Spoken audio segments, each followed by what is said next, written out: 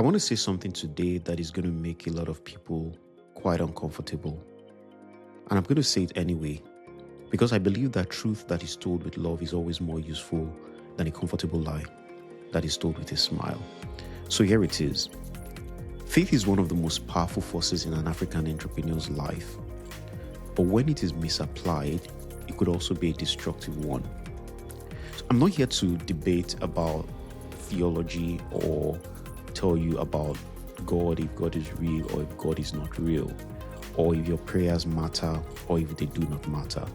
That is really not my lane, and that is not what this episode is about.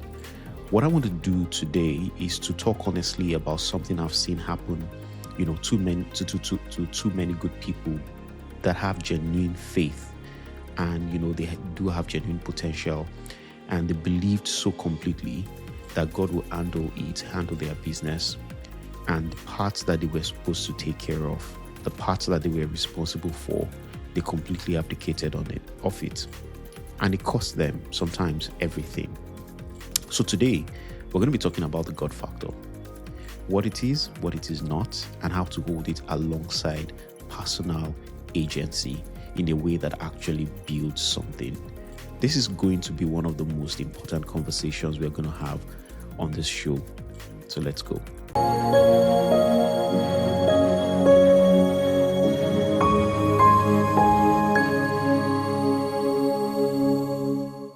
Welcome to the Diary of an African Entrepreneur, the show where we have the real conversations about building businesses on this continent. I am Deji Adebusoye. In the last two episodes, we talked about detaching your identity from your business and about the scarcity trap, that mindset that keeps too many people small, just keeps them small. They don't want to build beyond where they are. Today, we're going to go a little bit deeper, and it's going to be a little bit of a segue away from the normal flow of the different episodes that we have been having. That is something that delves into how we think about ourselves, how we think about our business, how we think about our responsibility, and how it relates to our relationship with God. It's, like I said, it sits outside the normal series that we've been doing, and the reason I'm bringing it in now is because it cuts across every aspect of business that we're going to be doing. So let's get into it. Let me describe something to you that many of you might be very familiar with. An entrepreneur starts a business. They have a real idea, very, very real idea, a real potential. They pray about it. They probably fast about it. They feel a conviction, a certain kind of clarity about what it is that God is calling them to do with regards to a business. And that conviction is really genuine, and I'm not questioning it. But then something subtle happens. Because the calling feels divine, the execution gets treated as secondary. The business plan is vague because God will direct my steps. The financial model does not even exist because God will provide. When customers complain, it is completely ignored because you're doing God's work, so it should work out, and it will work out. When the business starts struggling and going through a tough phase, the response is always, let's pray. Not more analysis, not delving into it and trying to figure out what the problem is. When things begin to fall apart, when things eventually fall apart, the conclusion is always, it wasn't God's timing. Not that I made decision A, B, C that probably turned out wrongly, and I could learn from it and do things a little bit differently. Now, I'm not making this up. If this sounds familiar, I'm not making it up. I've sat across table from many founders who've told me things that are very similar to, things like this. They put their trust in God as they should, but then every other thing they left to chance, and what resulted was a failure. Now, this is the part that keeps me up, really. The faith was real. The calling may have been real as well. But the abdication of personal responsibility, which is usually dressed up in a spiritual language, was also very real.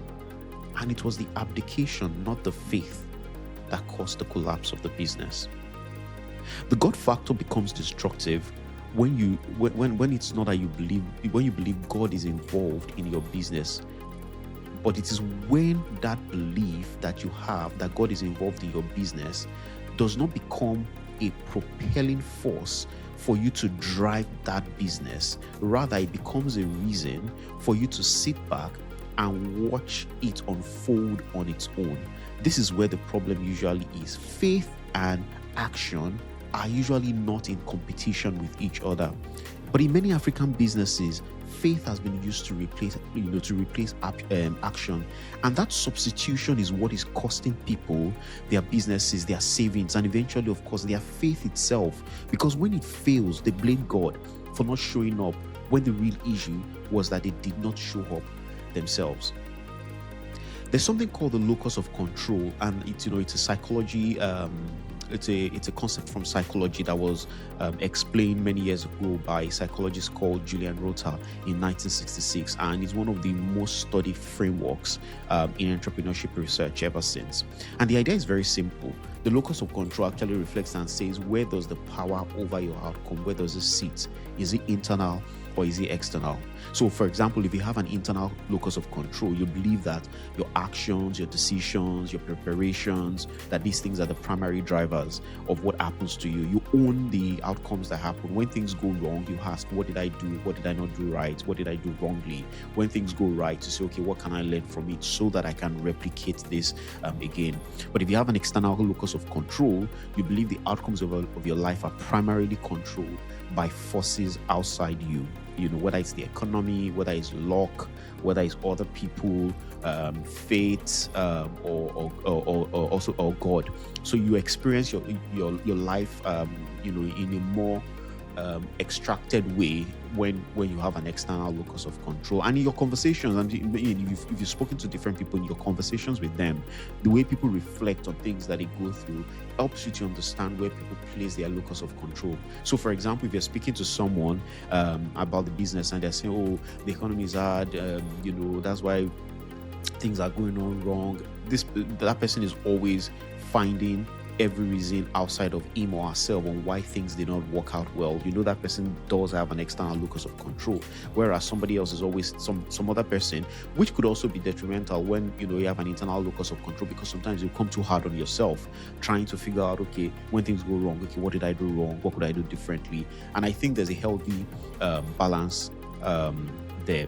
But one of the things that was that came out of a research that was done in 2025, there was a study from Ethiopia on graduates' entrepreneurial intentions, and it confirmed that an internal locus of control is strongly and positively linked to entrepreneurial success, while an external locus of control is negatively linked to it. Separately, there was a Kenya study also that was published in 2023, which also confirmed that entrepreneurs with a stronger internal locus of control, they showed measurably better business growth and business outcomes than those with an external locus of control. This is what it means in plain English. The entrepreneurs who succeed are overwhelmingly the ones who believe their actions matter, not the ones who believe external forces are the ones that drive the outcomes. So Rota's theory does not say external forces don't exist. They do. The market, the government, the economy, they are all real. God, especially for those who believe, like myself, God is real, right? But the most successful entrepreneurs operate as if their own actions are the primary levers, they are the primary drivers, even while acknowledging that the external forces exist. So you see them, they pray and they plan, they trust and they prepare, they believe and they act. The research is very clear. The and factor is where the success lives. When you believe that I can do this and I can do that the two things can be true at the same time. In my own faith, there's a popular verse of the Bible that says that faith without works is dead. That is the faith and action, the faith and the works. Those two things, they need to go in tandem and they need to go together. So what does it look like when faith and agency, personal agency, when they work together? I'm going to give you an example. I'm going to paint a story of a random person. I'm going to call his name Kola.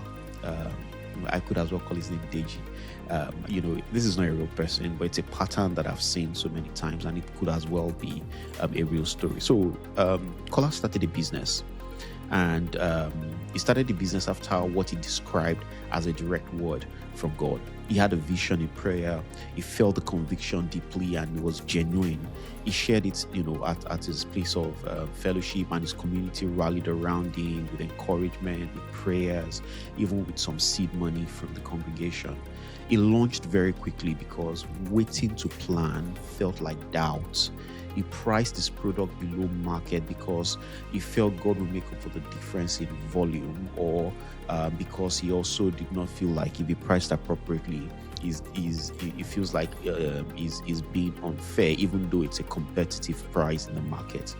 He did not do the customer research because he felt that God had already validated the idea, so there was no reason to do customer validation. When early customers complained about the business, what he did was he went back to his place of local community to say, pray for me, rather than fix the quality issues that were wrong with the business. And when cash eventually ran out 6 months into the business, he held a prayer meeting, instead of doing a financial review of the business. Within a year, the business had failed. The congregation lost their money. Those who gave him money and Kola, who started with deep, genuine faith, ended the experience more disillusioned than when it began. Not just about business, it was about God. The last part is really the tragedy here, which nobody talks about. Because when faith is used to avoid responsibility and things go wrong, and they will go wrong, the person does not usually conclude and say, I needed to work harder. They usually conclude, God let me down. And the wound goes much deeper than a failed business. The misapplication of faith in entrepreneurship does not just produce business failures, it produces faith crisis, and it's something that I would want to address. Now, there's a framework that I'm going to share with you that helps you to see, how do I hold my faith and my personal agency together at the same time. And with tongue in cheek, the framework is Faith Works. FAITHWORKS. So you don't forget, Faith Works. That's the acronym. So the F, frame your faith as fuel. Whenever you think about your faith, about the business, frame it as a fuel, not a plan. So faith gives you the courage to start. It does not replace the thinking that makes starting worth it. The A represents act as if the outcome depends on you. Pray. There's a popular saying that says, pray like work alone is not sufficient, and work like prayer alone is not sufficient. So that's the idea. Act as if the outcome depends on you, and pray like it is up to God. Work like it is up to you. Do both every day, and that helps you to get both in tandem together. The I, invest in preparation as an act of worship. The best prayer for your business is a solid financial or business model. Preparation is how you honor the vision that you believe you have received. So you've received the vision. How do you honor it? You prepare. So invest in preparation as an act of worship. The T is test before you trust the vision fully. God-given ideas still need market validation. So even if you have a conviction is not the same thing as confirmation from your customers. In fact, when you get that confirmation from your customers, it's like it gives double proof to the vision that you had. So test before you trust the vision fully. The H is hold humility over certainty. Hold humility over certainty. The most dangerous entrepreneur is the one who is so sure that God told him something, and as a result, he or she is not open to ideas, is not open to suggestions, just because he's so sure. And as a result, when people come with suggestions, when people come with ideas, he or she is not open to it at all. Those are the most dangerous entrepreneurs. So hold humility over certainty. Now, the works part. W, watch your language. If you're using spiritual language to avoid accountability, like it's in God's hands, when the accounts actually needs reviewing, catch yourself, name those things and fix them, right? It's not wrong to speak as an act of faith, and many people will agree with me on that. But as you speak, make sure that the action backs the confession or the profession that you're making. So watch your language and make sure you catch it very quickly when you're using a spiritual language to abdicate responsibility rather than do something about a problem or about a situation. You are masking it with those words. Then own every outcome, every single outcome. Own it. When things go wrong, ask what you could have done differently before you ask why God allowed it. Most of the time, the answer is usually in your hands. So it's good to always fall back and also ask God, to what could I have done differently. But ask yourself as well, what went wrong? What could I have done differently? Who could I have hired that could have come in to salvage the situation? What could I have priced differently? Could I have launched in a new market? Could I have let go this person? Or should I ask yourself critical questions, and then of course pray about it, and I'm sure that all those two things will come together at some point. And then how is recruit advisors really? Yes, you have intercessors, but also recruit advisors. Your business needs people who can read a balance sheet, right? Not just people who can pray over it. So while you have people who pray over your balance sheet, have people who can read, explain, and interpret your balance sheet, and interpret those numbers to you. Both of them matter. Only one of them, however, runs the numbers, but both of them, they matter. And the final thing is keep faith as the why, not the how.